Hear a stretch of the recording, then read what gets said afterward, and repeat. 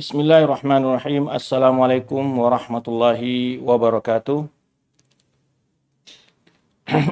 Innal hamdalillah nahmaduhu wa nasta'inuhu wa nastaghfiruh wa na'udzu billahi min shururi anfusina wa sayyiati a'malina.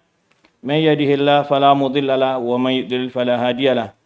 Asyhadu an la ilaha illallah wahdahu la syarika lah wa asyhadu anna Muhammadan abduhu wa rasuluhu la nabiyya ba'dah.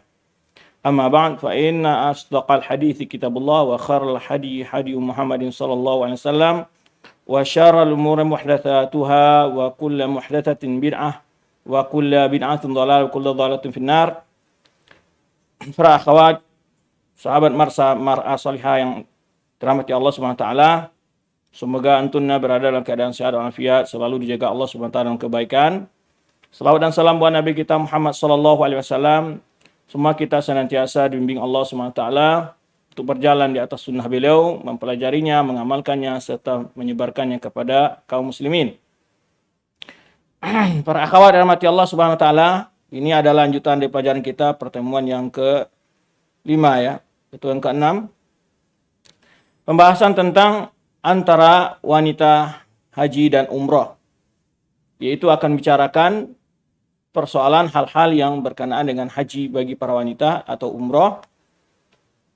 Sebenarnya kita jelaskan waktu membahas tentang puasa dan zakat, tentang puasa, walaupun kita belum dalam masa pelaksanaan haji atau belum datangnya masa-masa melaksanakan haji, tetapi ilmunya ya penting bagi kita miliki. Ataupun kita belum memiliki kemampuan, bukan berarti ilmu tentang melaksanakan haji tidak penting untuk kita pelajari dan kita ketahui.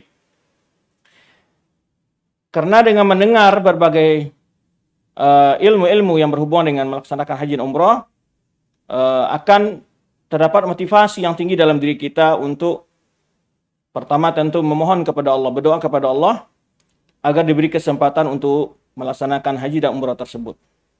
Yang kedua tentu termotivasi juga kita untuk berusaha maksimal ya untuk mendapatkan peluang melaksanakan haji dan umrah tersebut dengan mempersiapkan segala sesuatunya, di antaranya tentu perbekalan untuk kita melaksanakan haji tersebut. Maka seorang muslim ya tidak dikatakan muslim dia sebelum dia harus meyakini tentang kewajiban ibadah haji, walaupun dia tidak mampu melaksanakan, karena bagian dari rukun Islam.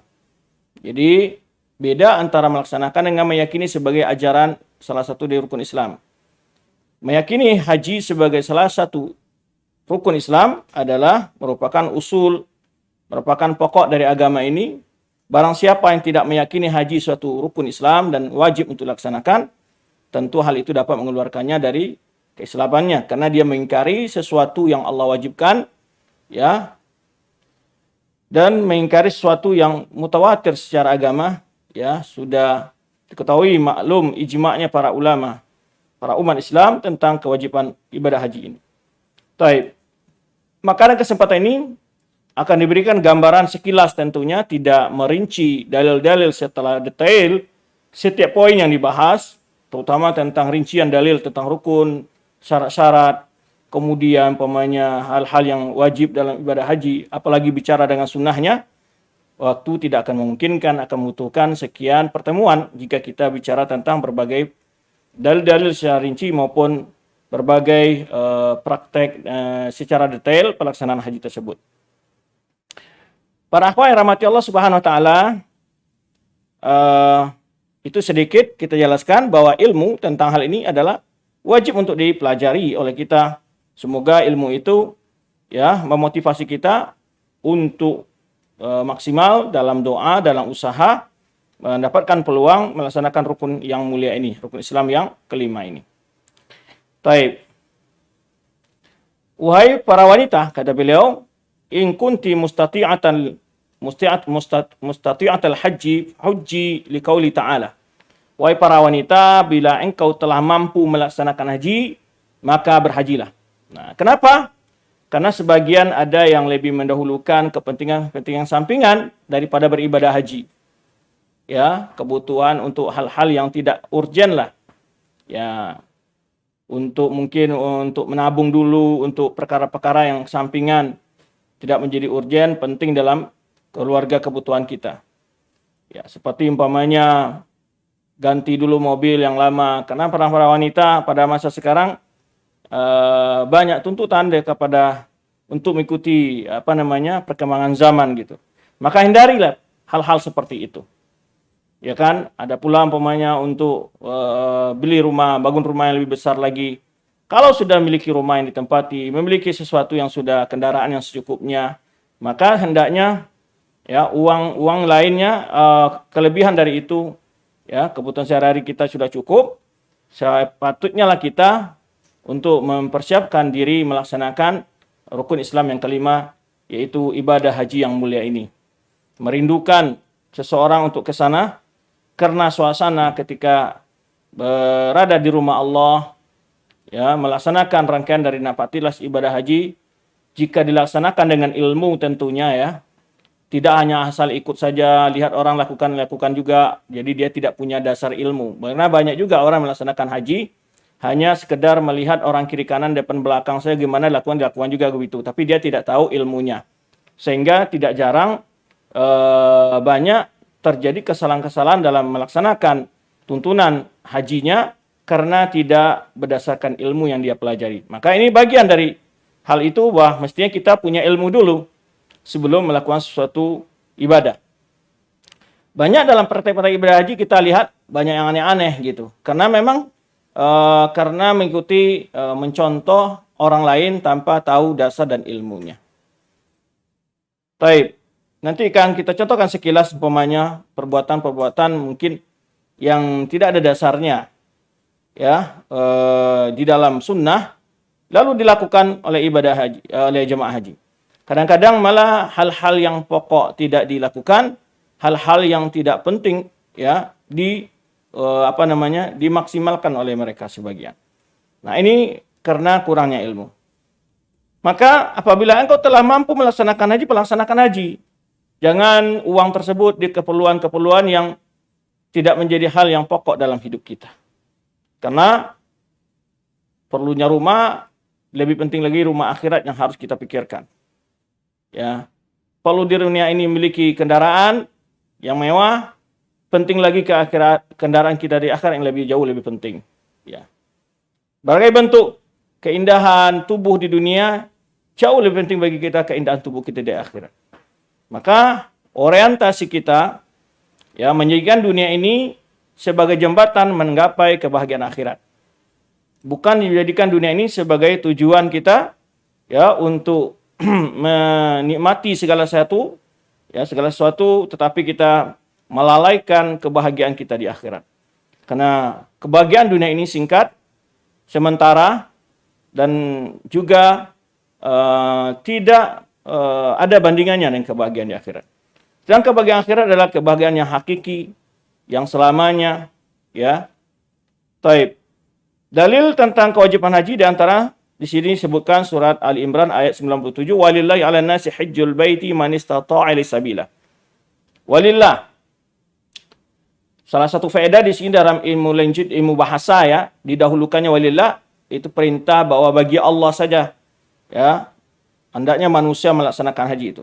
Jadi Allah punya hak atas manusia untuk melaksanakan haji, hajjul bait, melaksanakan haji ke Ka'bah, Baitillah, ya, ke rumah Allah, man istata'a ilaihi sabila. Bagi siapa yang mampu melakukan perjalanan ke sana. Kemampuan ini ya ada dari sisi materi, ada dari sisi kesehatan, keamanan, ya. Dari sisi materi adanya bekal untuk keluarga yang ditinggalkan, ada bekal untuk berangkat ke tanah suci sana. Kemudian kemampuan yang kedua adalah kesehatannya sendiri, ya, dan juga mahram bagi para wanita. Wali'an al-hajj rukun min arkan Islam, karena haji itu merupakan salah satu rukun Islam.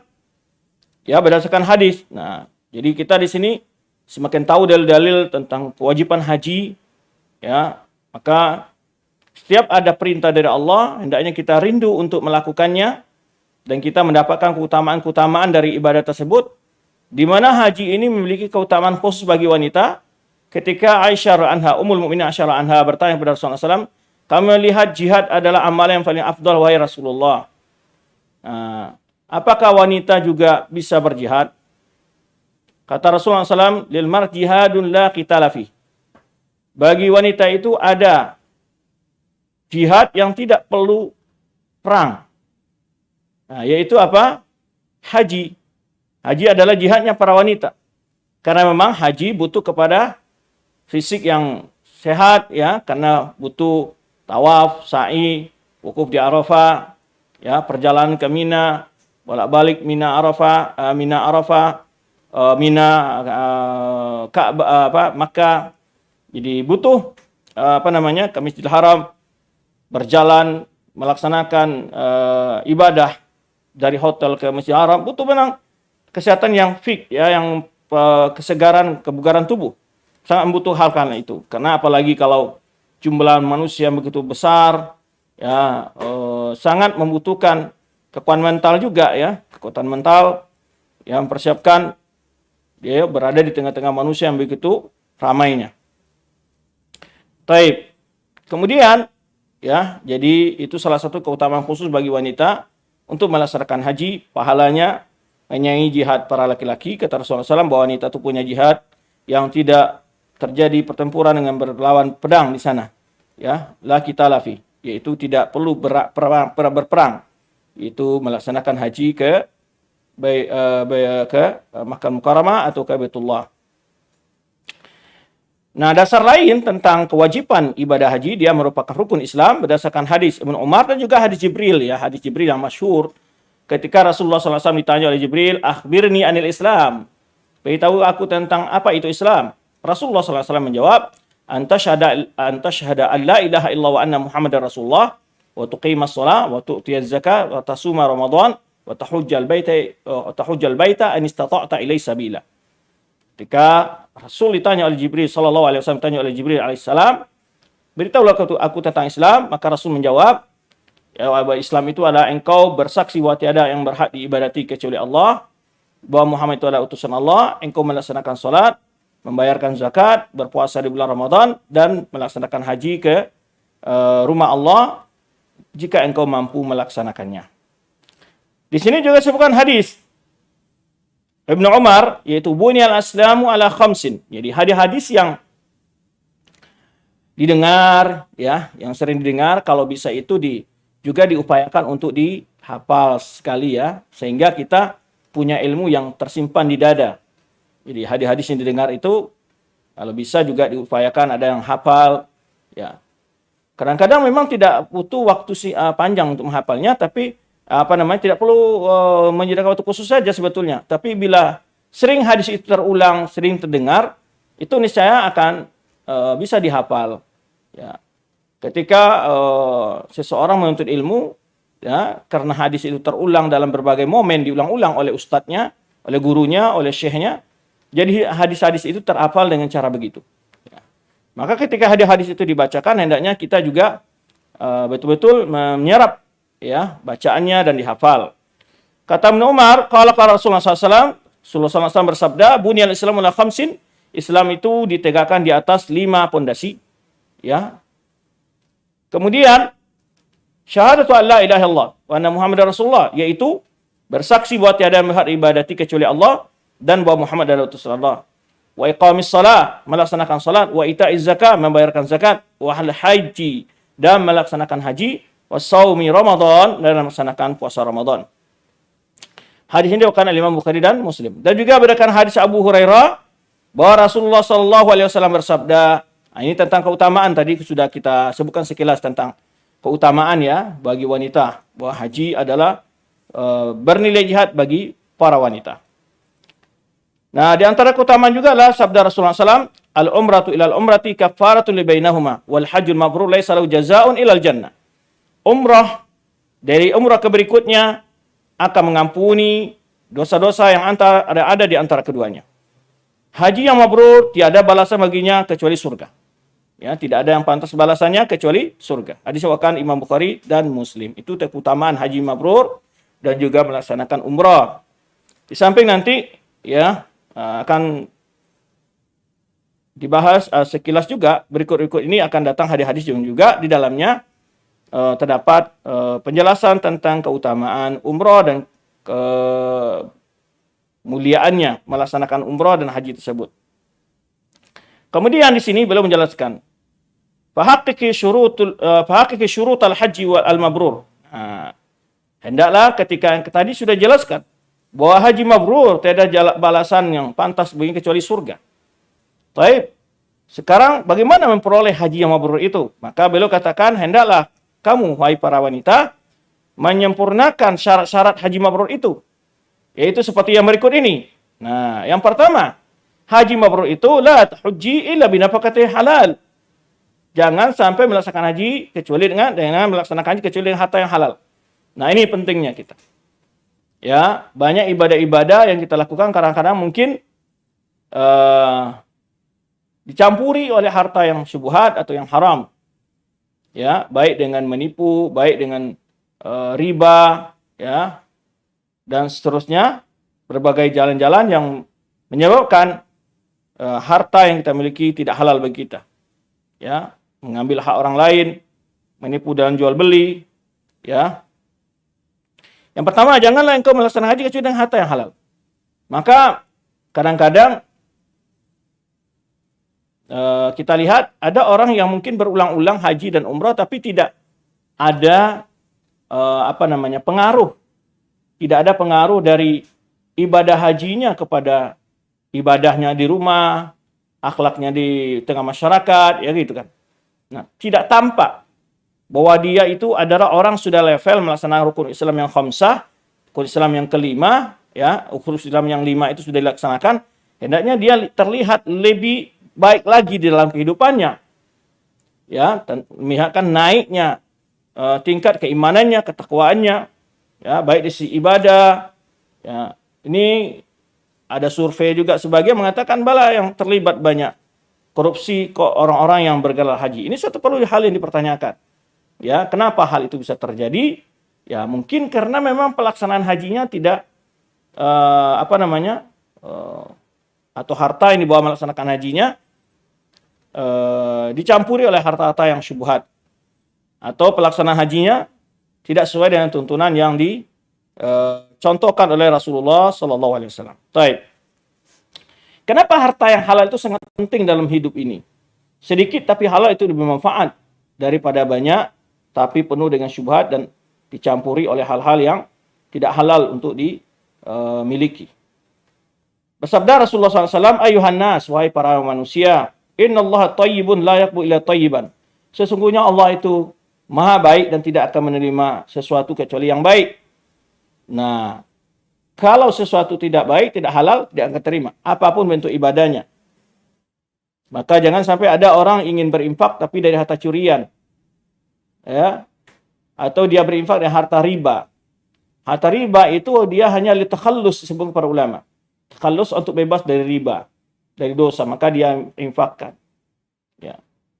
Sebagian ulama mengatakan ya, bahwa dia tidak mendapat pahala dari harta yang diinfakkan, tapi dia bebas dari dosa.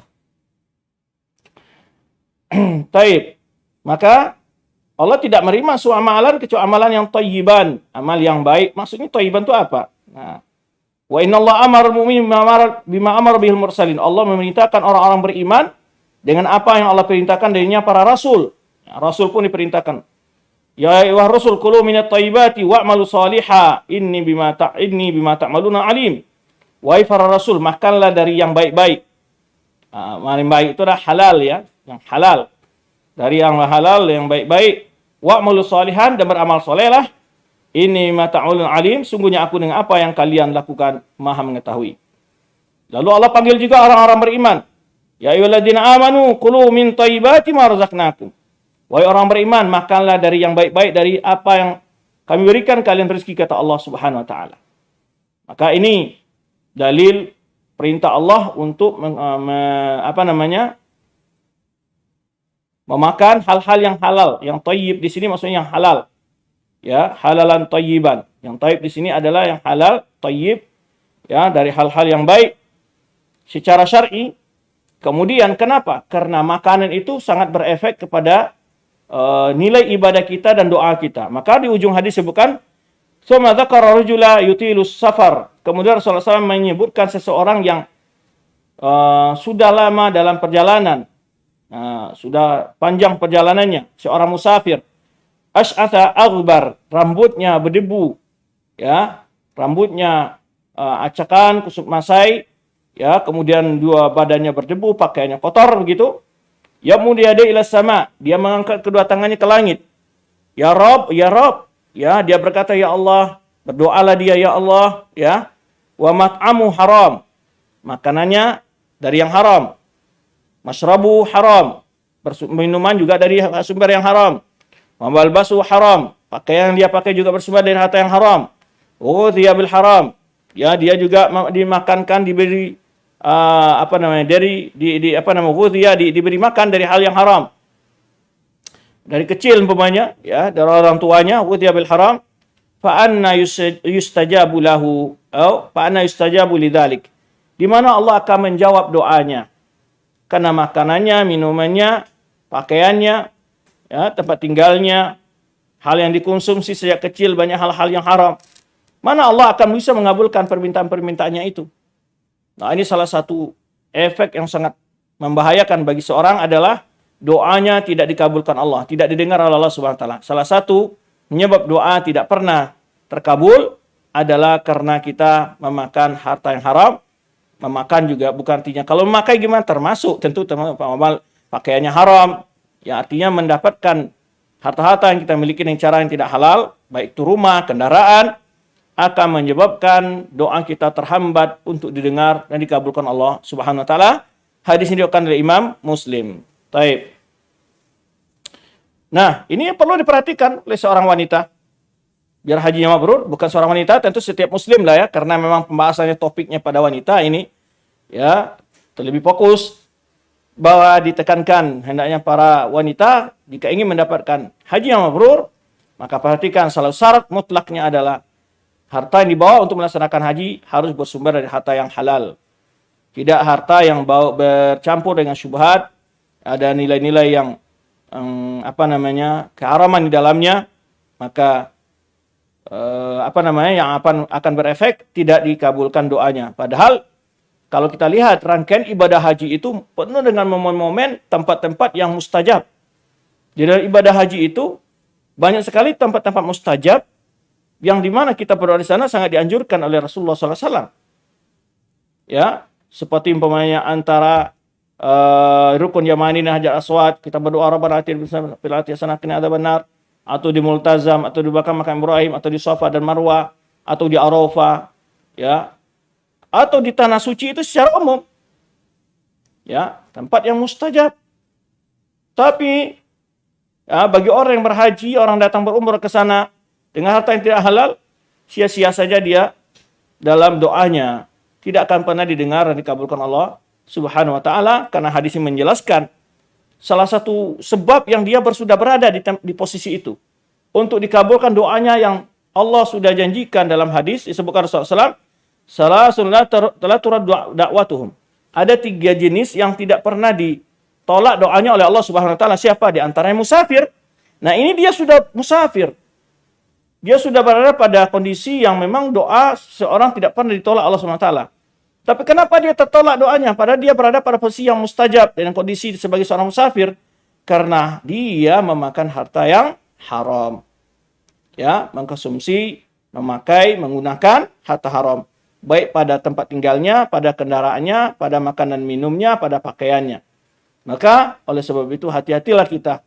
Dalam keseharian, ya, kita banyak berdoa kepada Allah dalam sujud kita, di sepertiga malam. Ya, dalam doa-doa, bacaan salat kita penuh dengan, dalam bacaan-bacaan salat penuh dengan doa. Namun kenapa? Ya, kadang-kadang tidak dapat merasakan nikmatnya doa karena memang satu penyebab adalah harta yang haram ini. Maka waspada dalam keseharian kita, ya, jangan sampai kita mengambil yang bukan hak kita dan efeknya adalah kerugian pada kita sendiri, yaitu doa kita tidak didengar dan dikabulkan Allah Subhanahu wa taala. Yang ketiga adalah yang kedua adalah agar hajinya mabrur, perhatikan hal-hal yang dilarang dalam waktu melaksanakan ihram. Ya, perhatikan hal yang dilarang waktu, yaitu dalam melaksanakan ihram disebut dengan mahdzuratul ihram. Mahdzuratul ihram yang disebut dengan hal-hal yang dilarang ketika berihram. Ya. Yang pertama, janganlah engkau lakukan hal itu secara sengaja. Ya, tidak boleh engkau sengaja. Yang apa itu? Memakai niqab. Lubsul niqab itu tidak boleh bagi wanita sedang berihram. Niqab itu hanya yang memperlihatkan matanya saja. Ya, niqab itu. Memakai dua kaos tangan. Walubtul al-kufazain al-kufaz. Ya, memakai dua kaos tangan. Tidak boleh. Nah, tentu akan ada tafsir-tafsirnya. Jika wanita berbaring dengan laki-laki, dia boleh mensadelkan namanya, menurunkan selendangnya di atas mukanya. Jadi di area atas begini, diturunkan saja, tapi tidak terbuka begini. Tapi dia selendang yang agak jarang gitu, yang bisa kelihatan jalan, tapi diturunkan. Nah, itu yang lakukan oleh para sahabiat waktu berhaji bersama Rasulullah SAW. Aisyah menceritakan kalau ada laki-laki lewat di samping kami menurunkan sadalnya. Khimarana yang turunkan. Kemudian sudah itu diangkat lagi. Nah, itu. Tapi bukan niqab yang hanya kelihatan dua mata, itu niqab namanya. Kemudian juga dilarang apa? Memakai minyak wangi, tidak boleh. Sedang berihram tidak boleh minyak wangi. Dan mencukur rambut, apakah rambut bulu mata, kumis, ya, atau jenggot bagi laki-laki dan bulu-bulu yang lainnya. Tidak boleh dicabut, tidak boleh dicukur ketika sedang berihram. Dan juga memotong kuku. Nah, ini kan mahdzuratul ihram yang harus diperhatikan. Memotong kuku, enggak boleh. Ya. Atau aqdun nikah, menikah saat berihram juga enggak boleh. Wal jima atau bergaul sama istri yang dia bukan nikah tapi dia sudah menikah dari kampung halaman kemudian sama istri enggak boleh juga melakukan hal yang berhubungan suami istri dan tidak boleh pula menangkap buruan, ya, berburu, menangkap binatang buruan. Ya, nampak ketika turun dari bis pokoknya berhenti makan ada kelinci ditangkap, ya, karena di tanah Arab buruan itu banyak sekali, ya, bisa kelinci dan lainnya. Nah, kemudian wal mubasyaratu bisyahwatin atau melakukan perbuatan-perbuatan yang mengarah pembukaan untuk bermesraan. Nah, ini tidak boleh, ya, ini melakukan bermesraan, hal-hal yang memancing syahwat tidak boleh. Nah, ini harus diketahui oleh para wanita yang melaksanakan ihram. Ya, harus tahu hal-hal dilarang. Ya, di antaranya apa tadi? Ya, jangan lupa dihafal memakai niqab. Niqab itu yang terbuka di dua mata saja, itu cadar yang terbuka dua mata saja. Memakai dua sarung tangan. Kemudian apa lagi? Memakai minyak wangi, mencukur rambut, apapun rambut yang dimanasai di badannya, memotong kuku, melakukan pernikahan, berhubungan sama istri, menangkap binatang buruan dan melakukan bermesraan, ya, yang memancing syahwat, tidak boleh. Baik, yang ketiga, ya, agar meraih haji yang mabrur, tajannubi ar-rafath, menjauhi perbuatan-perbuatan rafath ini termasuk tadi jima wa dawa'ihi kulliyah. Jima itu adalah buang sama istri atau hal-hal yang pembukaan, ya, bermesraan tidak boleh. Wal fusuq adalah perbuatan-perbuatan dosa. Ya, dia tidaklah gunjing, namimah, ya kan, ngupat, ngomel, ya, marah-marah dan segala macamnya. Perbuatan-perbuatan yang merupakan dosa dalam agama itu dilarang. Ketika melaksanakan, ya, tentu dilarang pada setiap saat, ya. Tapi apalagi di saat berihram, ya, nah itu. Nah, ini hal-hal yang perlu diketahui. Wal jidal, nah, berdebat. Kadang-kadang subhanallah di masa haji itu banyak sekali perkara-perkara yang memancing debat. Dari menaruh barang di atas bis lah, menaruh barang ke hotel lah, memilih kamar lah, posisi tidur di kamar lah, ketika mengambil makanan di catering lah. Oh, banyak sekali itu. Pancingan-pancingan bisa berdebat gitu kan. Nah, itu kalau saat ngaji harus diwaspadai itu. Banyak sekali itu. Ketika mau naik bis lah, mencari tempat duduk di bis lah, banyak sekali. Kadang-kadang terjadi perdebatan-perdebatan yang tidak penting, ya. Maka seakan-akan itu dianggap biasa kadang-kadang. Itu perdebatan lah masalah urusannya. Ada pula yang berdebat masalah hukum haji juga tidak boleh diperdebatkan. Ya, tidak boleh diperdebatkan. Maka oleh sebab itu, kata Allah Subhanahu wa taala dalam surah Baqarah ayat 197, "Faman farada fihinna al-hajja fala rafatha wala fusuqa wala jidala fil hajj." Barang siapa yang telah wajib pada bulan-bulan haji itu melaksanakan haji, ya, yang dia mendapatkan kewajiban untuk melaksanakan haji pada bulan-bulan haji tersebut, maka saat berhaji maka janganlah rafath. Rafath tadi itu adalah jangan melakukan hubungan suami istri atau perkara-perkara yang mengarah ke sana, ya. Wala fusuqa, perbuatan-perbuatan fisk, ya. Fisk adalah perbuatan-perbuatan maksiat, ya. Wala jidal, dan berdebat, bertengkar, ya, perang mulut, apalagi sampai main jotos, ya. Tapi kadang-kadang bukan berarti tidak terjadi, karena memang di suasana saat melaksanakan haji orang begitu ramai, ya, itu sangat mudah terpancing hal-hal seperti ini. Jadi itulah sebabnya Allah menegaskan masalah ini dalam ayat ini. Jadi dalam haji itu banyak sekali terpaan terhadap akhlak kita sebetulnya, ya, menahan emosional, menjauhi kefasikan, perbuatan-perbuatan dosa, ya, mengendalikan diri dari perbuatan-perbuatan yang yang tidak pantas bagi seorang muslim dalam hal-hal yang berkenaan dengan akhlak keseharian. Nanti kita kupas sedikit pesan-pesan lah, kesan dari ibadah haji. Sebenarnya telah kita kupas sedikit kemarin tentang kesan dan pesan dari ibadah puasa, ya. Taib. Kemudian yang keempat, agar hajinya mabrur adalah if'ali jami' arkanul hajj. Jangan sampai ada yang luput rukun haji. Lakukan semua rukun haji, perhatikan rukun haji. Apa itu rukun haji? Harus diketahui. Tadi diketahui mahdzuratul ihram, harus diketahui juga rukun haji. Nanti adalah hal-hal yang wajib dalam haji. Yang pertama rukun haji itu ihram. Yang kedua tawaf ifadah. Yang ketiga sa'i. Yang keempat adalah wukuf di Arafah. Itu kalau haji, ya. Tapi kalau ihram, umrah enggak. Cuman ihram, tawaf dan sa'i aja, ya. Taib. Jadi rukun haji adalah ihram, kemudian tawaf ifadah, kemudian sa'i dan Safa Marwah, kemudian wukuf di Arafah. Ini 4 saja rukun haji yang harus. Apa beda rukun dengan wajib haji? Hal-hal yang wajib dalam haji. Karena ada rukun salat, ada wajib-wajib dalam salat, perbuatannya salat. Ya. Kalau rukun ini bila ditinggalkan, maka hajinya tidak sah. Tidak bisa diganti dengan dam, tebusan. Kalau wajib haji, itu boleh dibayar dengan dam. Yang mana nanti setiap pelanggaran ada dam-dam tertentu. Ada tebusan atau kafarah yang tertentu. Nah, itu beda antara rukun dengan wajib haji. Nah, ihram ini maksud sini bukan pakaian ihramnya. Bukan pakaian bagi laki-laki itu yang memakai pakaian ihram. Itu bukan. Itu sunnah memakai pakaian seperti itu. Tapi yang ihram ini maksudnya ada berniat melaksanakan haji itu. Itu namanya ihram. Ya, berniat dalam artinya dia masuk ke dalam nusuk haji. Nah, itu yang ihram. Bukan pakaiannya saja. Kalau orang pergi haji, umpamanya dia tidak punya pakaian untuk itu, tiba-tiba sudah masuk tanggal 9 Zulhijjah, nyampainya udah tanggal 9 Zulhijjah sampai di Mekah, umpamanya, dia naik onta, umpamanya. Ya.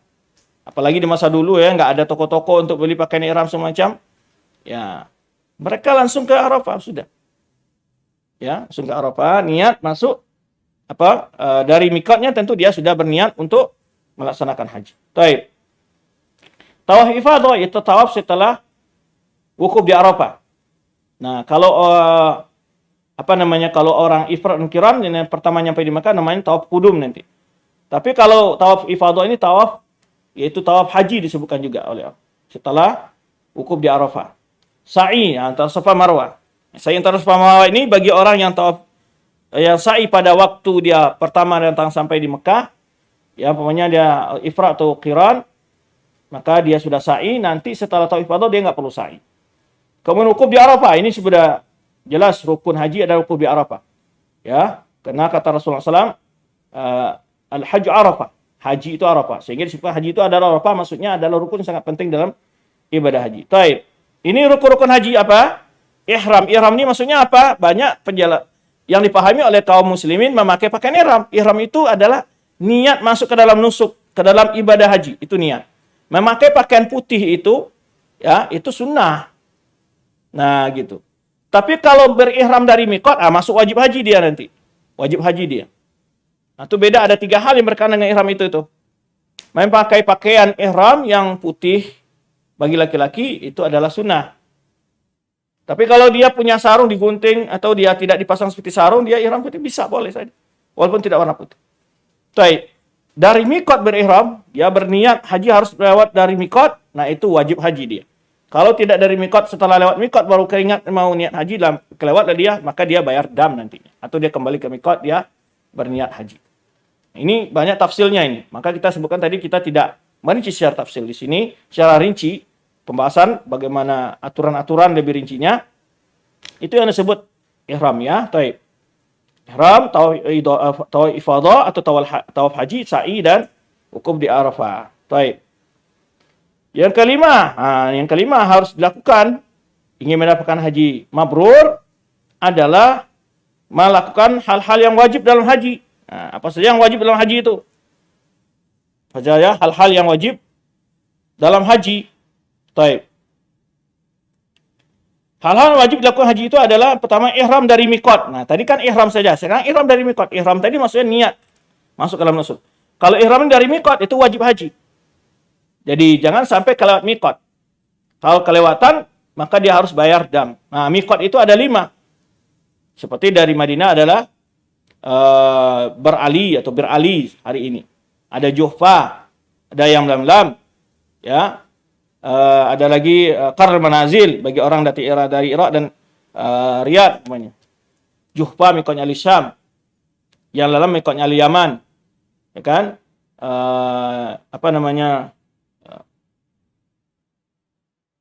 Berali ya, yang dulu disebut Zulhulaifah. Itu adalah mikotnya ahli Madinah. Nah, hullahunna liman ata alaihinna. Setiap mikot ini Qarn Manazil ya dan seterusnya, Juhfa, yang lam-lam, Zulhulaifah atau berali pada hari ini itu adalah mikot bagi orang yang mau haji dari berbagai arah. Mikot mana yang dekat dimiliki oleh dia? Ya, melewati mikot dari arah mana dia? Karena tidak akan pernah dia masuk ke kota Mekah, tanah haram, kecuali melewati salah satu dari mikot tersebut. Lahunna lahunna wa li ahli man ata alaihinna. Jadi orang yang dari Madinah lewat mikot Madinah, dari Irak lewat Qarn Manazil, kemudian dari Najd ya, kemudian dari Syam lewat Juhfa, dari Yaman lewat yang lam-lam. Nah, atau orang yang daerah lain melewati melalui itu, liman ata alaihinna. Nah, maka kita Indonesia sering lewatnya itu adalah posisinya adalah melewati yang lam-lam.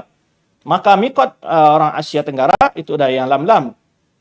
Ya, tidak boleh lewat. Tidak ada istilahnya mikot di Mekah bagi orang Indonesia.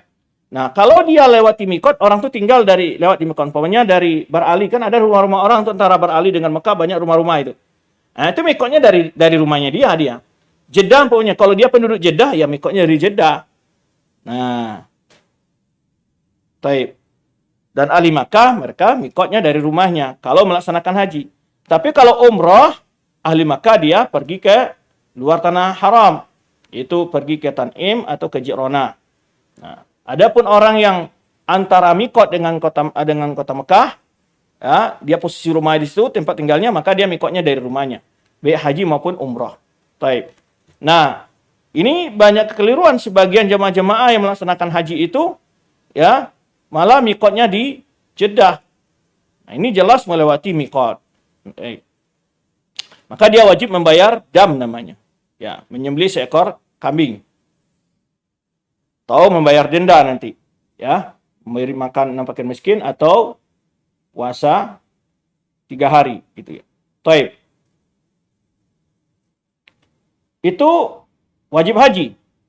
Wukuf di Arafah sampai wuruk liman waqafa naharan. Nah, jadi kalau dia sudah wukuf Arafah kan masuk rukun tadi. Tapi kalau wajib hajinya mulai wukufnya sampai terbenam matahari. Tidak boleh keluar dari Arafah sebelum terbenam matahari. Nah, kalau dia keluar dari Arafah sebelum terbenam matahari, maka dia kena dam. Bagi orang yang wukufnya masuk di siang hari, tentunya tadi apakah setelah zuhur, setelah asar, atau 10 menit sebelum terbenam matahari, dia wajib menunggu matahari terbenam. Ya, maka dia wajib menunggu matahari terbenam. Taib. Kecuali orang itu dapatnya setelah terbenam matahari. Iya, nggak perlu dia sudah lewat saja di Arafah langsung ke Mina, dia nggak apa-apa. Tapi selama dia wukuf di Arafah sebelum terbenam matahari, dia wajib menunggu terbenam matahari. Tidak boleh. Nah, kalau itu wajib haji namanya. Nah, ini juga banyak pelanggaran sebagian jemaah haji ada yang keluar di Arafah sebelum terbenam matahari. Atau ketika dia berwukuf di Arafah kadang-kadang main-main keluar batasannya. Arafah itu ada batasnya. Ada hududnya namanya, ada batas tanah Arafah dengan tanah yang bukan Arafah, yang tidak termasuk bagian dari Arafah. Itu ada batasnya. Ada tanda-tandanya dibuat pelang-pelang yang besar, tandanya oleh kerajaan Arab Saudi, ya. Nah, tidak boleh melewati tanda-tanda itu bagi orang yang berwukuf. Keluar dari Arafah nggak boleh. Taib. Kalau dia keluar, mesti harus wajib masuk lagi ke Arafah sampai terbenam matahari. Taib. Kemudian, ya, setelah wukuf di Arafah, terbenam matahari, manusia tentu setelah itu pergi ke Mina di malam, ke Muzdalifah. Mabit di Muzdalifah. Nah, mabit di Muzdalifah juga termasuk wajib haji. Dan bagi wanita-wanita yang tua atau pelayan haji, boleh dia sebelum masuk sepertiga malam terakhir dia boleh berangkat ke Mina karena dia akan menyediakan pelayan untuk buat jemaah haji, maka mereka boleh dahuluan datang ke Mina dan juga para orang tua dan orang-orang sakit boleh dimajukan. Tapi disunahkan bagi orang-orang yang dia kuat, ya, sehat, itu sampai salat subuh di Muzdalifah. Salat subuh di Muzdalifah sudah mulai agak terang baru dia berjalan ke Mina. Taib. Mabit di Muzdalifah adalah bagian dari wajib haji. Kalau dia meninggalkan maka dia harus membayar dam. Kemudian setelah itu merampal ramyul jimar, ya, merampal jamarat, ya, jumrah, merampal jumrah. Nah, pada tanggal 10 satu kali, pada tanggal 11, 12, 13 itu 3 jumrah yang dilempar. Kalau tanggal 10 hanya dapat jumrah Aqabah saja, jumrah yang paling besar yang jauh, yang lebih dekat ke Mekah. Nah, yang terakhir lah dari rangkaian kalau 3 hari berikutnya. Kalau pada hari tanggal 11, 12, 13 dimulai dari sukra yang kecil, yang tengah, baru yang terakhir. Nah, itu kalau yang tanggal 10 langsung ke yang terakhir saja. Nah, ini kalau metode-metodenya, nah, kaifiahnya lebih rincinya panjang kalau kita syarahkan. Kemudian adalah taksir nisa. Nah, setelah menempah jumrah, itu disunahkan tahallul namanya. Tahallul bagi wanita hanya memendekkan, mengambil ujung rambutnya. Itu bagi wanita. Beda laki-laki diunjukkan adalah botak atau memotong rambut secara keseluruhan. Nah, itu setelah itu melempar jumrah, memotong rambut, ya. Setelah itu mabit di Mina selama malam tasyrik. Nah, mabit di Madinah juga termasuk wajib haji. Ya, mabit di Mina. Yang maksudnya malam di Mina. Jadi kalau tanggal 11 dia pergi ke Mekah mau tawaf boleh. Tawaf ifadah main. Tapi malam nanti sebelum terbenam matahari dia sudah masuk lagi ke Mina. Jadi bermalam di Mina itu. Siangnya dia boleh keluyuran kemana saja dia boleh. Tanggal 11, 12, 13 itu. Ya. Tetapi malam harus sudah di Mina. Bermalam di Mina selama minimal ada 2 hari, 2 malam atau 3 malam. Lebih afdal 3 malam. Taib. Kemudian, ya, 2 malam bagi orang yang mau menyegerakan perjalanan pulang. Setelah itu terakhir, setelah tawaf ifadah tadi, ya, tawaf ifadah kan masuk rukun. Kemudian dia sudah selesai melempar jumrah. Dan waktunya harus diketahui juga. Melempar jumrah. Kalau waktu menyempal jumrah pada tanggal 10 Zulhijjah, itu semenjak terbit matahari sampai terbenam matahari, itu waktu yang afdolnya. Bagi orang yang punya uzur, boleh saja dia melempar setelah terbenam matahari. Pada tanggal 11 sampai 13 atau 12, bagi orang yang muta'ajil, yang ta'ajul, nafar awal istilahnya orang, ya, nafar awal, nafar sani, maka waktu melemparnya setelah tergelincir matahari sampai terbenam matahari. Itu waktu afdolnya. Waktu jawaznya adalah setelah terbenam matahari bagi orang punya uzur, bagi orang tidak sempat melempar sampai terbit fajar. Nah, itu ringkas waktu-waktunya, ya. Baik, setelah itu dia selesai mengambil nafar awal kah, nafar awal atau nafar sani kah, keluar dari Mina itu tanggal 12 Zulhijjah kah, sebelum terbenam matahari, kalau dia mau keluar nafar awal itu, yang mau keluar tanggal 12 Zulhijjah itu. Kalau tidak setelah terbenam matahari masih belum keluar, dia harus menyempurnakan malam ketiganya. Itu malam ketiga hari tasyrik. Nah, kemudian di saat dia sampai di Mekah, mau pulang ke tanah air, maka diwajibkan namanya tawaf wada. Tawaf wada itu wajib. Kecuali dia mendapat bulan datang haid, maka tidak wajib. Maka apabila wanita telah melakukan hal itu semua, ketika dia keluar dari kota Mekah, jika engkau dalam keadaan haid atau nifas, maka gugur kewajiban melaksanakan tawaf wada. Nggak perlu tawaf wada dia. Wanita yang haid atau wanita yang nifas, tidak perlu tawaf wada. Berdasarkan hadis Ibnu Abbas radhiyallahu anhuma, Rasulullah SAW bersabda, "Umiran nasu ayyakuna akhiru ahdihim bil baiti illa annahu khuffifa 'anil haid. Diperintahkan kepada manusia, ya, tentu masuk di sini adalah orang-orang melaksanakan haji bahwa hendaklah menjadikan, ya, kesempatan akhir mereka adalah di Ka'bah. Artinya tawaf wada. Jadi pokoknya kesempatan akhir di sini ditafsirkan mana tawaf wada. Kok bisa tawaf wada? Begitu ditafsirkan oleh perbuatan Rasulullah dan para sahabat. Jangan nanti, kan Rasulullah memintakan akhir terakhir kita, masa terakhir kita harus di Ka'bah. Udah dia pergi Ka'bah, salat zuhur, kunjung, udah lihat saya sudah terakhir di Ka'bah tadi salat. Bukan gitu maksudnya. Maka di sinilah perlunya terkait dalam menafsirkan hadis dan ayat-ayat Al-Quran itu dengan paham para sahabat. Karena tidak demikian para sahabat memahami. Kalau ditafsirkan secara retelek begini ya, retelek artinya kan yang penting akhir saya di Ka'bah. Bukan maksud akhir di Ka'bah. Ini adalah tawaf di Ka'bah, 7 keliling. Ya, kecuali kata Ibnu Abbas diringankan dari orang yang haid dan dikiaskan bagi orang yang nifas. Ya, hadis diriwayatkan Imam Bukhari. Taib. Kemudian nanti adanya disunahkan ramal bagi laki-laki ya, bagi laki-laki ramal itu adalah secara tawaf kudum dianjurkan waktu sedang tawaf, dianjurkan mereka tawaf ramal 3 putaran pertama, lari-lari kecil. Ya. Dari antara Hajar Aswad sampai Rukun Yamani. Tapi dari Rukun Yamani ke Hajar Aswad itu jalan biasa. Taib. Itu 3 putaran cuman ramal itu. Kadang-kadang sebagian orang ramal aja sepanjang tawaf, enggak benar. Ya. Kemudian sa'i, sa'i kan ada tempat tanda 2 tanda hijau, ya. Nah, itu di pas di saat tempat yang paling rendah dari Safa Marwah, di situ yang dimana di apa namanya? Kalau posisinya dulu adalah tempat yang paling rendah dahulunya, sekarang semua datar. Ya, itu lebih dipercepat jalan di situ bagi laki-laki, tapi bukan bagi perempuan. Nah, itu. Waj'alhuma wa ja'alihima masyian. Jadi kalau di situ perempuan tidak ada ramal dan tidak pula berlari antara 2 tanda hijau tersebut. Di suatu sa'i, hanya berjalan saja. Yang ketujuh adalah aktsiri minad du'a ala Safa wal Marwah. Hendaklah engkau memperbanyak doa di atas Safa dan Marwah. Nah, ini perlu kita contohkan. Ini bukti bahwa banyak orang mencontoh tidak sesuai dengan sunnah. Hanya melihat orang saja. Kenapa? Itu sampai hari ini masih kita lihat. Ada orang ketika sampai di Marwah atau Safa, sampai di Safa, dia begini ke Ka'bah, lalu seperti orang salat, begini-begini. Bukan berdoa. Ya, begini-begini langsung jalan, tidak berdiri dengan khusyuk berdoa menghadap kiblat, menghadap ke Ka'bah. Tidak begitu dia. Nah, ini masih banyak tuh rombongan-rombongan umroh, ya. Sampai di Safa gini 3 kali sudah jalan, enggak doa. Kalau sampai itu banyak sekali dilakukan hal itu seperti oleh banyak orang-orang melaksanakan umroh atau haji. Nah, padahal seharusnya adalah berdoa dengan tenang sampai di Safa. Kalau udah kelihatan Ka'bah diusahakan, kalau tidak menghadap ke Ka'bah berdoa, membaca la ilaha illallah wa la syarikalah, lahul mulku wal hamdu wa la kulli syai'in, la ilaha illallah anjaza wa'ada wa nasar abda wa zabal ahzaba wahda.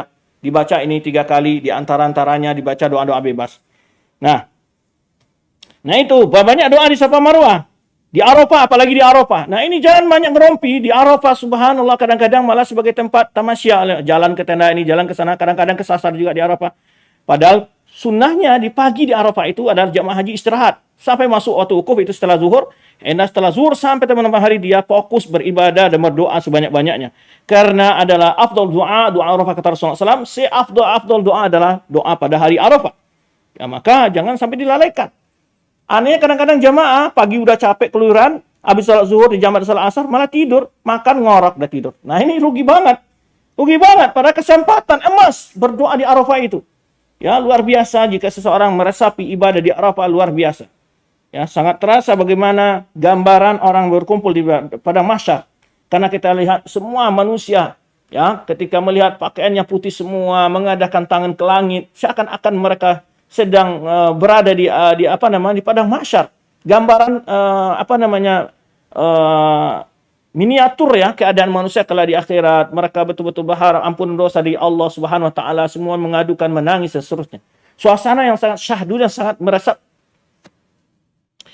ke dalam jiwa jika itu dihayati dengan benar-benar.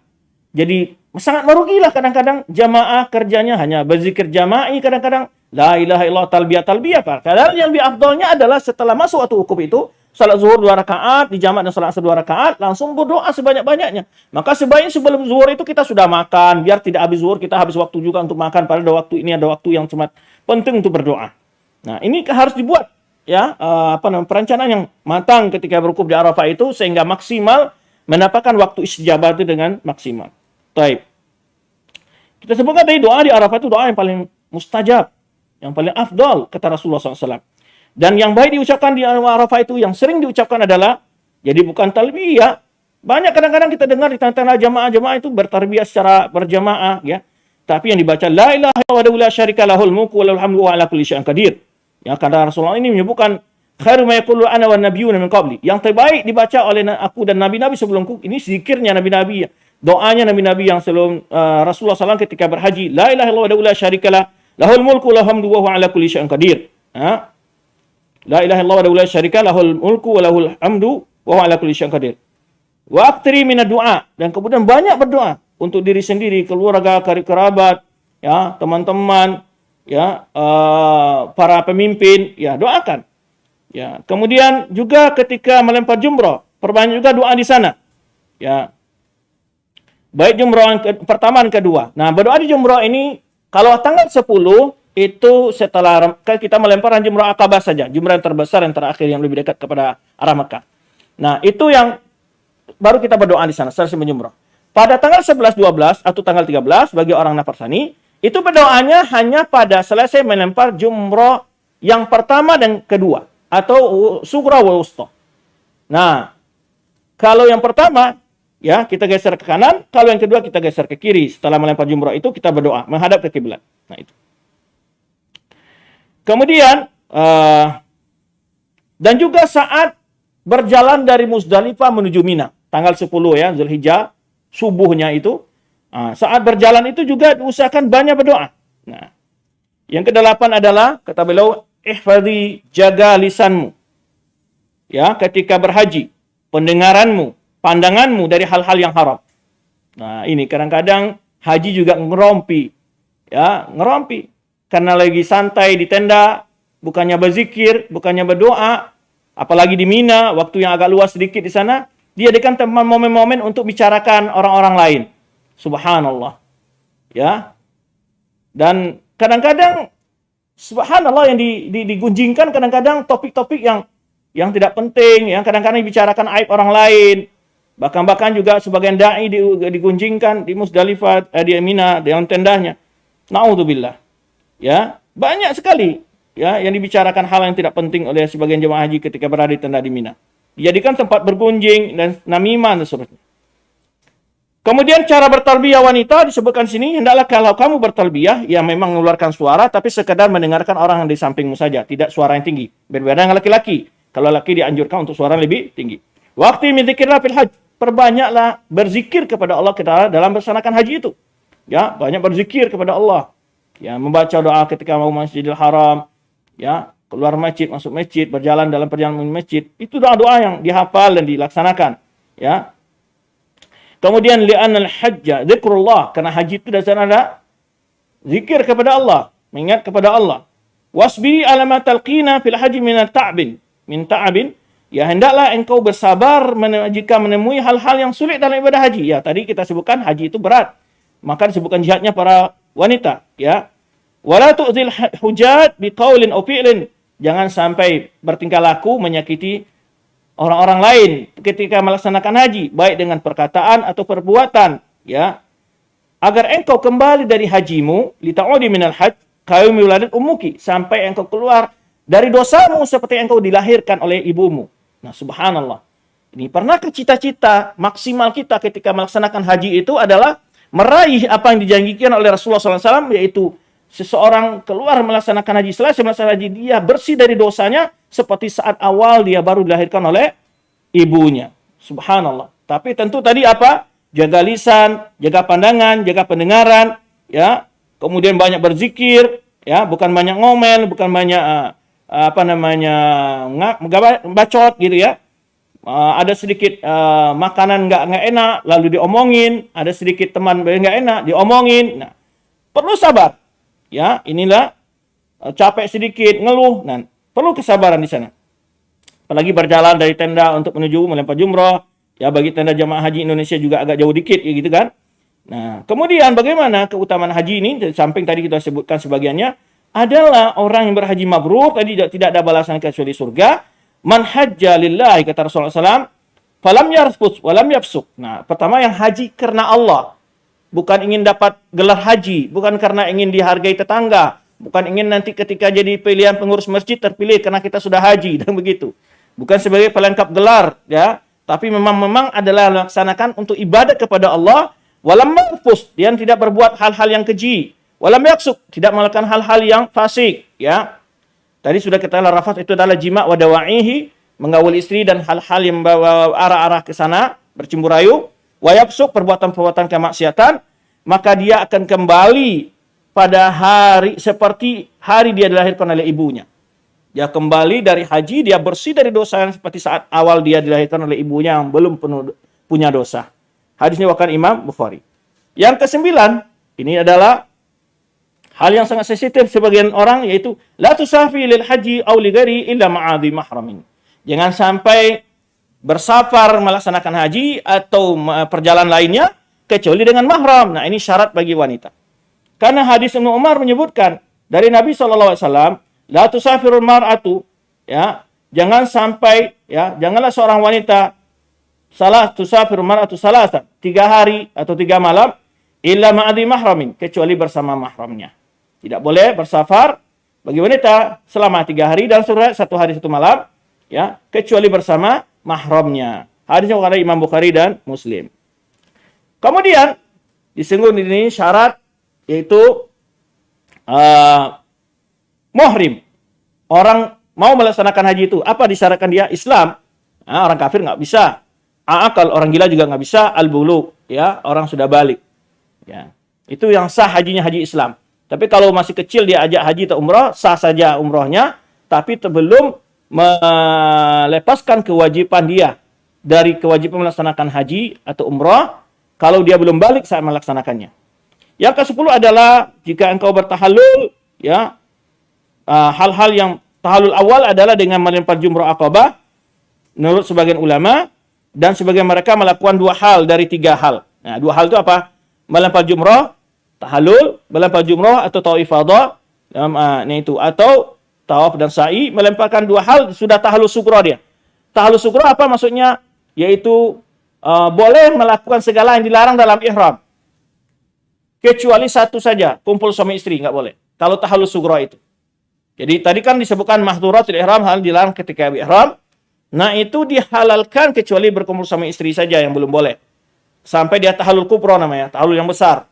Nah, jadi pakai minyak wangi boleh, ya kan, motong kuku boleh, mencukur rambut boleh, dan seterusnya, ya, memotong rambut boleh. Nah, itu tahallul sughra itu. Nah, itu ada yang pendapat yaitu dengan melempar jumrah bersama taksir, memotong rambut, atau dua hal dari yang 3, melempar jumrah, mencukur atau ifadah. Kemudian setelah tawaf, setelah tahallul kecil tadi, tahallul sughra, yahilut taybi wa kullu mahdhurat, maka dia boleh menggunakan minyak wangi dan segala hal yang disebutkan dalam larangan waktu berihram, kecuali melakukan hubungan suami istri dan perkara-perkara yang pembukaannya, dan juga melakukan pernikahan. Nah, ini nggak boleh. Nikah nggak boleh. Ya, mau nikah saat itu belum boleh. Setelah melaksanakan semua rukun haji, yaitu yang tadi melempar jumrah, Aqabah, bercukur, dan tawaf ifadah, halal kullu syai', maka halal segala hal. Kalau sudah tahallul kubra dia, melakukan semua rukun haji. Ya, yaitu melempar jumrah Aqabah, tahallul, kemudian tawaf ifadah. Baik, yang ke-11 adalah ketahuilah wahai para wanita, i'lami annal umrata wajibatun. Nah, ini pendapat sebagian ulama adalah umrah itu wajib juga seperti haji dalam 1 kali dalam seumur. Ya, berdasarkan sabda Rasulullah SAW, wa tahujju wa ta'tamir, ya. Hadiskan Ibnu Khuzaimah, engkau melaksanakan haji dan berumrah. Ketika hal yang ditanyakan oleh seorang sahabat, apa saja ajaran Islam yang wajib dia jalankan. Nah, sebagian ulama pendapat umrah juga seperti haji juga wajib dalam 1 kali dalam seumur. Nah, itulah berapa poin yang dapat kita jelaskan. Ya, hal-hal yang berkenaan ini tentu rinciannya lebih jelas detailnya, sunnah-sunnahnya ini tidak dibahas sunnah-sunnahnya di sini ya. Ya, seperti umpamanya bagaimana sunnahnya di belakang makam Ibrahim, sunnah tawaf, hal yang berkenaan dengan sunnah. Itu tidak dibahas ini. Untuk rincinya tentu kembali kepada kitab yang menjelaskan manasik haji. Baik, sedikit sebelum kita tutup majelis kita ini menjawab dengan pertanyaan-pertanyaan yang masuk. Ibadah haji ini itu adalah miniatur seakan-akan perjalanan di akhirat. Miniatur seakan-akan perjalanan kita di akhirat. Sebenarnya jika kita hayati setiap langkah dari momen-momen ibadah, rangkaian ibadah haji itu. Pamannya ketika berihram, ya seorang lelaki membuka semua atribut-atributnya, yang dipakai hanyalah pakaian putih. Ya, dua carik pakaian putih, satu untuk selendang badan, satu untuk di bawahnya sebagai sarungnya, begitu kan. Menggambarkan kepada kita suasana bagaimana kita keluar dari dunia ini. Bahwa tidak ada yang kita bawa menghadap Allah kecuali hanya dua potong dari kain kapan ini. Jenderal kah dia, menteri kah dia, presiden kah dia, apapun pangkatmu, sekaya apapun dia, yang dibawa menghadap Allah itu hanya dua carik ini saja. Pernahkah ketika saat melaksanakan ihram, nilai itu datang ke dalam jiwa kita? Datangan bisikan inspirasi itu, ilmu ini datang enggak? Nah, itulah pentingnya kita belajar agar ibadah-ibadah yang kita laksanakan membawakan suatu pesan religi yang dalam ke dalam jiwa kita. Saat itu kita jika merenung, benar-benar Allah tidak memandang kita dari segi tampilan, bentuk wajah, kekayaan, kedudukan. Yang dilihat Allah hanya ketakwaan.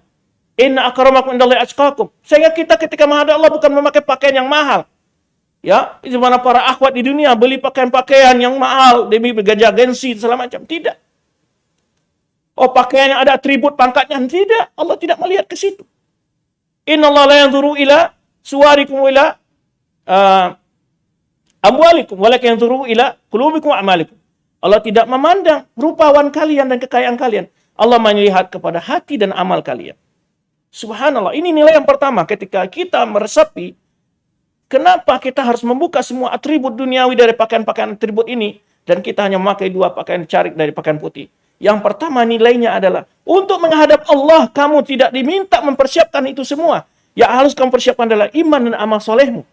Itu nilai yang luar biasa sebetulnya jika seorang saat memakai ihram itu menyadari semua apa yang dia berupaya mengumpulkan di dunia ini sekarang tidak ada yang tidak dibawa kecuali hanya dua carik ini yang akan dia pakai untuk menghadap Allah Subhanahu wa taala. Kemudian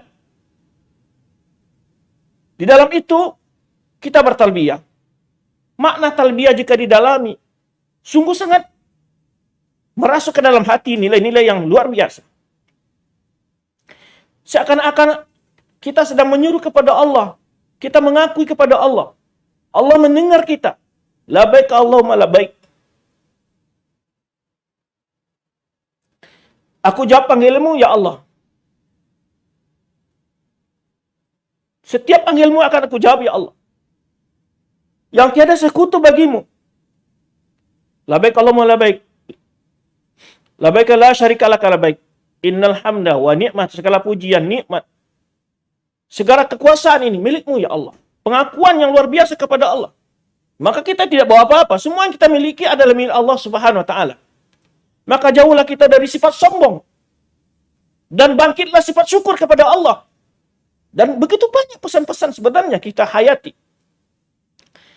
Termasuk tadi kita sebutkan ketika di Arafah. Itu kita hayati.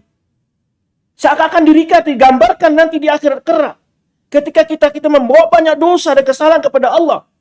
Betul-betul mengibah. Dan merintih di hadapan Allah. Agar dapat mengampuni dosa-dosa kita. Suasana di Arafah sangat dalam memberikan makna yang luar biasa ke dalam diri kita. Tapi jarang di antara kita yang mendapatkan suasana itu. Karena mungkin keterbatasan ilmu.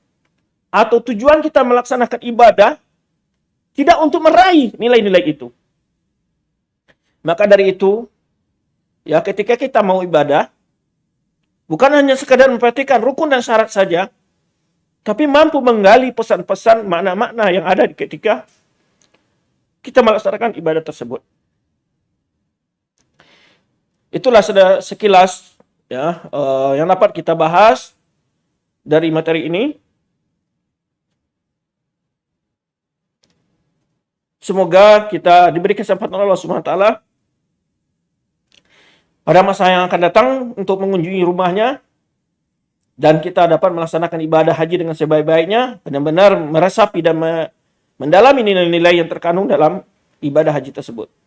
Demikian wallahu a'lam bishawab. Dipersilakan admin untuk mengirim pertanyaan ke nomor WA.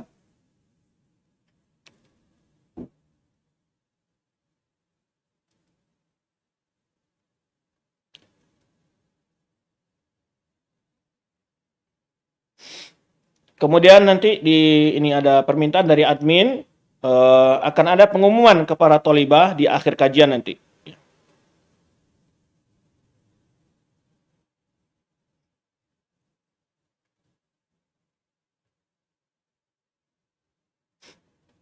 Oh ya, kenapa kameranya hitam gini katanya? Hah?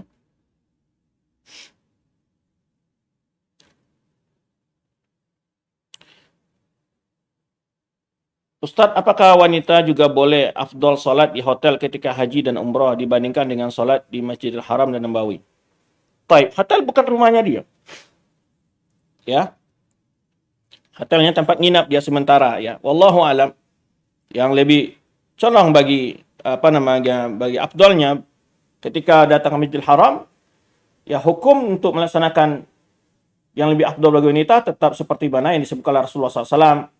Karena memang Rasulullah SAW menyebutkan hadis tersebut adalah di kota Madinah dan kota Mekah. Ya, maka seafdal salat bagi wanita itu memang di rumahnya. Kemudian jika wanita itu pengen untuk salat di Masjidil Haram, ya apalagi dengan ingin menghadiri doa-doa orang ya ketika imam membaca doa-doa dan segala macam bulan Ramadan ataupun di musim haji ya, maka dia dibolehkan, tidak bermasalah. Ya, apalagi kerinduan selalu untuk ingin melihat Ka'bah segala macam, ya tidak dilarang sebetulnya. Walaupun afdolnya bagi wanita tetap hukumnya sama karena hadis itu tersebut disampaikan oleh Rasulullah di Madinah. Maka seafdol-afdolnya bagi wanita sholat di rumahnya, betul hadis tersebut. Tetapi juga dalam hadis lain Rasulullah menyebutkan jika wanita pengen ke masjid, la tamna'u ima Allah amma sajidillah, jangan engkau larang juga wanita-wanita ke hamba-hamba wanita Allah untuk pergi ke masjid Allah, tidak boleh juga dilarang. Ya.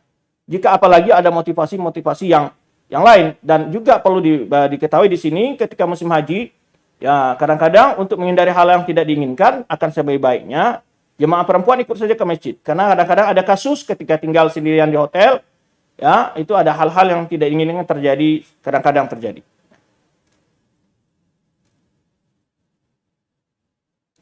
Bukankah minyak itu menahan air? Lalu kalau kulit kita berminyak, apakah harus cuci muka dulu sebelum wudhu, Ustaz? Tidak, ini tidak dimaksud minyak seperti itu. Ya, maka ketika kulit kita berminyak, ya kecuali kita pakai sesuatu yang menghambat, ya. Tapi kalau hanya minyak artinya yang keluar dari keringat kita, itu tidak dianggap itu yang menghalangi sampainya air ke kulit. Apabila suami istri menabung untuk berhaji dan tabungan sudah cukup untuk memberangkatkan satu orang saja, apakah hal tersebut sudah dikatakan mampu belum karena niatnya untuk berdua, Ustaz? Ya sebetulnya udah. Kalau itu tabungan berdua kan belum mampu berarti. Kalau tabungan satu orang istri, ya istrinya sudah mampu berarti. Tapi belum bisa berangkat karena belum ada mahram. Nah, kalau tabungan suami bukan tabungan berdua ya. Kalau tabungan berdua niatnya kan belum mampu sebetulnya. Walaupun terkumpul sudah cukup satu orang. Tapi kan itu tabung berdua, berarti belum cukup. Ya. Tapi kalau itu tabung suami, dan dia menabung, niatnya untuk dia sendiri menabung itu, ya sudah cukup, berarti suaminya bisa berangkat. Ya. Tapi kalau tabungan itu tujuannya untuk berdua, berarti belum cukup dong. Karena bukan tujuan untuk sendiri kan.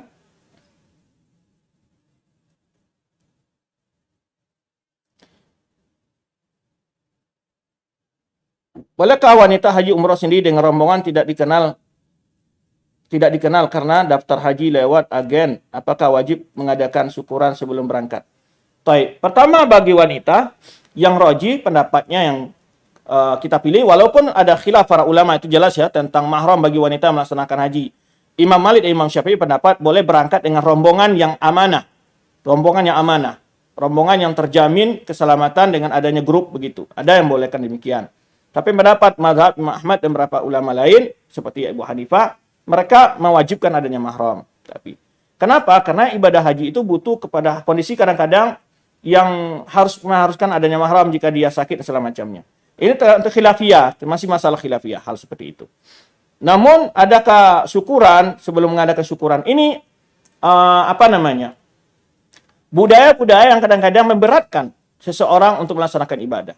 Dan dalam suatu kondisi pada berapa tahun sebelum ini pernah jamaah haji banyak yang stres ternyata sebab kuota yang dijanjikan ditambah tidak jadi berangkat mereka dan sudah kadung melaksanakan syukuran tasyakuran yang istilah besar-besaran, manggil orang di kampung, acara macam-macam, tahu-tahu nggak jadi berangkat haji dan banyak stres.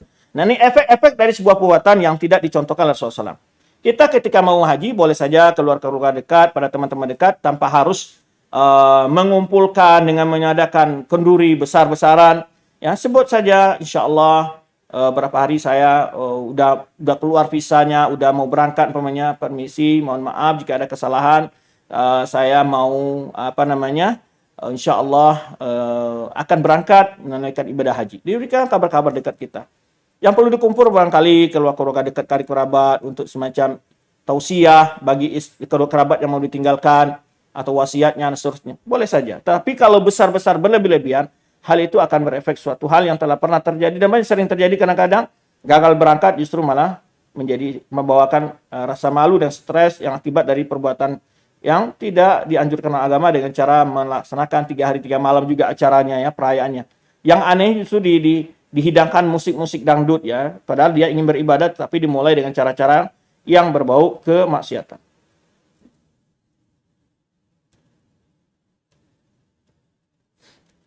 Apakah betul di depan pintu Ka'bah merupakan tempat yang mustajab untuk berdoa dan tempat utama untuk sholat syukran? Sholat tidak. Tempat utama untuk sholat memang arah dekat ke Ka'bah, iya. Tapi di depan kan ada laki-laki di saf depannya. Ini kalau ada namanya multazam. Multazam itu adalah posisinya antara Hajar Aswad dengan pintu Ka'bah.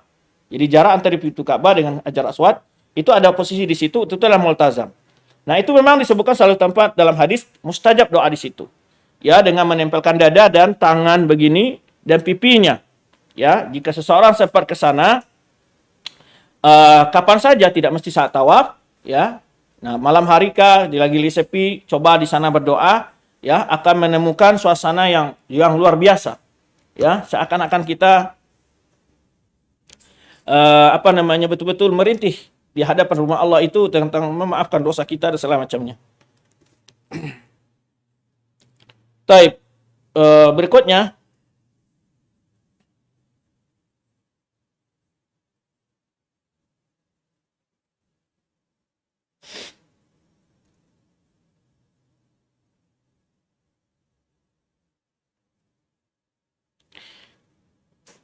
apakah dengan memakai masker dalam keadaan pandemi ketika ihram dikenakan dam? Nah, ini ada fatwa para ulama tentang hal ini. Ya, sebagian mengatakan itu tidak termasuk hal yang mengenakan dam, ya, karena dia tidak menutup secara keseluruhan. Ya. Karena juga menutup muka kan bukan bagian daripada itu, ya, bagian daripada hal dilarang. Bagi wanita kan tidak menutup muka secara total. Apakah benar saat ihram sesama perempuan tidak boleh melihat rambut kepala?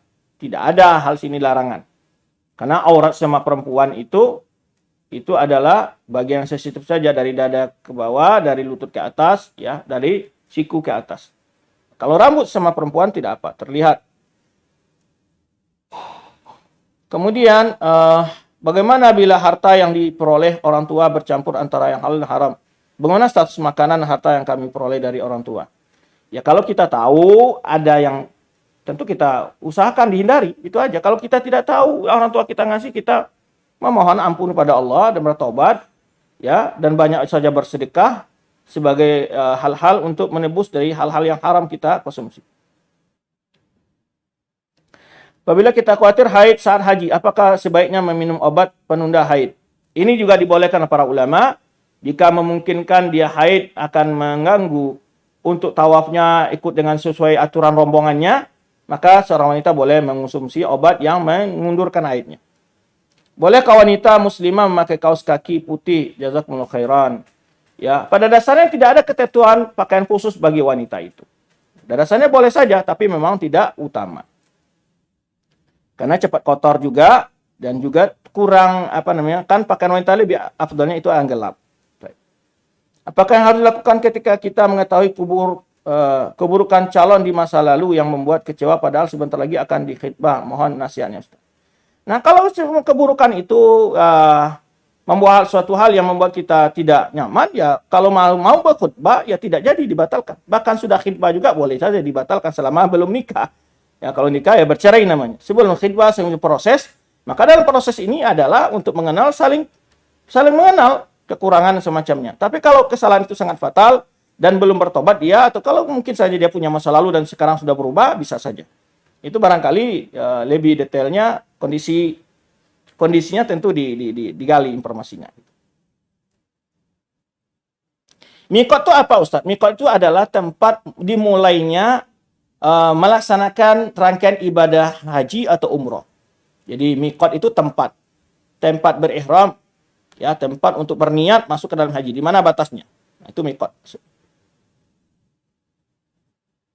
Jadi kalau orang dari Madinah, dia tidak mulai niat haji di Madinah karena larang-larangan ihram belum dia sampai dia datang berhali niat mau melakukan umroh atau haji. Jadi ada miqatnya situ. Tempat untuk berniat masuk haji atau umroh. Apakah berarti ketika tahallul untuk perempuan harus diam-diam agar tidak terlihat oleh orang non-mahram dan membuang rambutnya harus dilapisi tisu? Ya, begitu lebih selamat biar tidak bertebaran kemana-mana rambutnya. Dan juga ketika memotong rambut usahakan tidak terlihat oleh non-mahram. Dan ini juga perlu perhatikan, kadang-kadang sebagian jemaah itu setelah selesai sa'i umpamanya umrah, dia bertahlul di marwah sendiri, tidak boleh di situ. Di hotel kalau bisa atau di kamar mandi, kan ada kamar mandi di luar. Kamar mandi sama teman, yaitu dipotong ujungnya sedikit, dibuang ke tong sampah rambutnya. Tidak di dalam masjid yang orang ramai-ramai di situ buru-buru, apalagi banyak juga calo-calo di situ, jangan. Ya. Dan begitu maksudnya. Ya, boleh juga wanita sampai di hotel boleh dibuang di tong sampah rambutnya. Apa hukumnya berdoa hingga menangis sambil mengusap-usap atau menempel badan ke Ka'bah? Ini yang kita sebutkan tadi adalah menempelkan badan ke Ka'bah itu di multazam, tapi bukan di semua sisi Ka'bah. Ya, atau mengusap-usap Ka'bah nangis-nangis itu tidak ada tuntunannya. Ya, ada orang yang menempel pipi ini Ka'bah dengan harap sesuatu apa di situ. Ka'bah tidak secara tempatnya mustajab dengan bentuk berdoa dan berzikir kepada Allah, bukan meminta ke Ka'bah. Ya. Bukan dengan usap-usapnya mendapat berkah, tidak. Kalau seandainya mengusap-usap Ka'bah dapat berkah, tentu akan ada anjuran untuk mengusap-usap Ka'bah. Ya. Nah, ketika mengusap batu Hajar Aswad, itu adalah mengikuti sunnah Rasulullah SAW. Demikian pula ketika mengusap Rukul Yamani. Nah, Ka'bah ini Hajar Aswad itu kalau kita menyentuh baru sunnahnya kita cium. Tapi kalau dari jauh Allahu Akbar, Bismillah Akbar, kita tidak perlu mencium tangan kita karena tidak menyentuh Ka'bah. Nah, Rukun Yamani kalau kita tidak menyentuh, ya tidak perlu isyarat. Dan kalau kita menyentuh, tidak ada sunnahnya untuk dicium juga tangan seperti Ka'bah. Nah, ini yang perlu kita pelajari.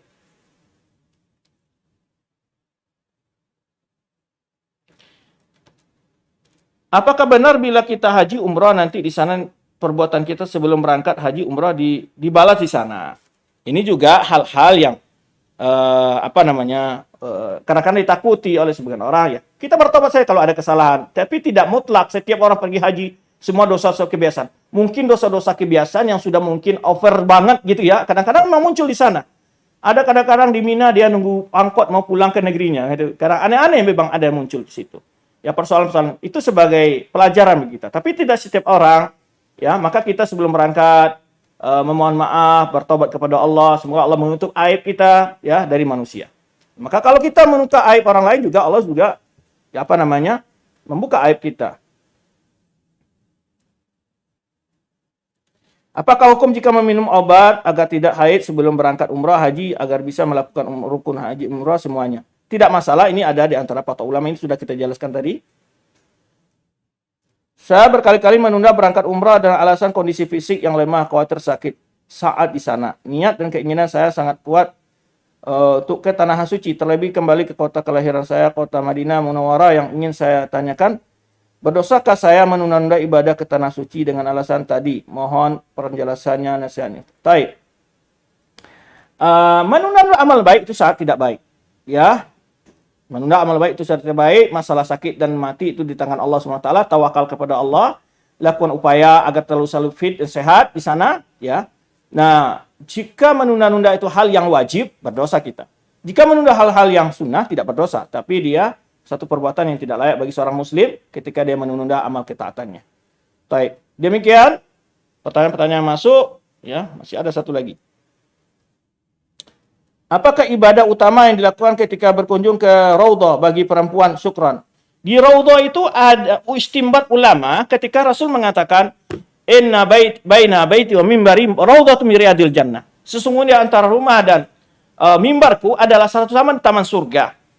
Lalu ulama, ini keutamaan berarti disebut taman surga. Lalu apa bentuk keutamaannya di sana? Apakah sholat, apakah berdoa, atau baca Quran, atau apa? Jumhur ulama mengatakan yang diunjukkan karena surga adalah tempat yang makbul doa, ya, semana Allah sebutkan dalam Quran bahwa siapapun dipinta oleh ahli surga Allah akan beri, ya gitu. Maka istimbat ulama mengatakan itu anjuran untuk berdoa di Raudhah. Jadi yang dianjurkan berdoa bukan sholat 2 rakaat. Nah, ini yang sering disalahpahami oleh jamaah. Mereka sholat 2 rakaat di Raudhah, padahal sebetulnya yang ada anjuran para ulama itu sebagai tempat salah satu doa yang mustajab saya Raudhah. Tapi tidak asar-asar para sahabat, kalau mereka sholat, itu mereka tidak di sana sholat fardu umpamanya. Ya, mereka adalah sholatnya di saf yang di depan. Gitu. Jadi utamanya sana adalah berdoa saja, ya. Cuma sebagian mengistimbat di dalam sholat kan banyak doa-doa, jadi lakukan sholat. Tapi untuk keramaian ketika suasana umroh ramai, haji ramai, itu lebih utamanya kita doa saja sambil berdiri, ya, sambil berjalan, didorong-dorong orang berjalan, sudah lewat, sudah selesai doa kita. Jadi karena kalau sholat di sana akan terinjak, akan berdesa-desakan segala macam, sangat berisiko, ya, karena ramainya orang. Jadi yang penting di sana diusahakan berdoa saja, ya, yang mana jadwalnya bagi para ibu juga ada tertentu, yaitu. Maka berdoa bukan juga berduduk-duduk di sama, padahal beri kesempatan pada yang lain kalau sudah masuk sampai kita keluar, jangan cari posisi mau berlama-lama di sana, itu juga tidak baik. Makanya ketika Rasulullah SAW mengatakan pada Umar bin Khattab, engkau adalah orang yang perkasa, hai Umar. Jangan engkau desak-desak ikut mencium Hajar Aswad. Karena akan menyakiti suara muslim. Nah, walaupun keutamaan mencari sesuatu tinggi, tapi menyelamatkan tangan kita tidak menyakiti kaum muslimin, ini wajib. Jangan sampai karena melakukan hal yang sunnah, kita berbuat dosa. Nah, jangan sampai ibarat orang mencari paku, kapak yang hilang. Ya. Wallahu a'lam bishawab. Itu yang dapat kita bahas dalam jumpa kita kali ini. Moga-moga Allah SWT mudahkan untuk mengamalkan kebaikan dalam perjalanan hidup kita. Kita dimudahkan untuk selalu bersemangat mencari ilmu dan mengamalkannya. Wallahu a'lam bishawab. Dan mohon maaf jika ada hal-hal yang kurang berkenan dan juga kekurangan dalam pencapaian materi ini. Subhanakallahumma bihamdika asyhadu an la ilaha illa anta astaghfiruka wa atubu ilaik. Wassalamualaikum warahmatullahi wabarakatuh.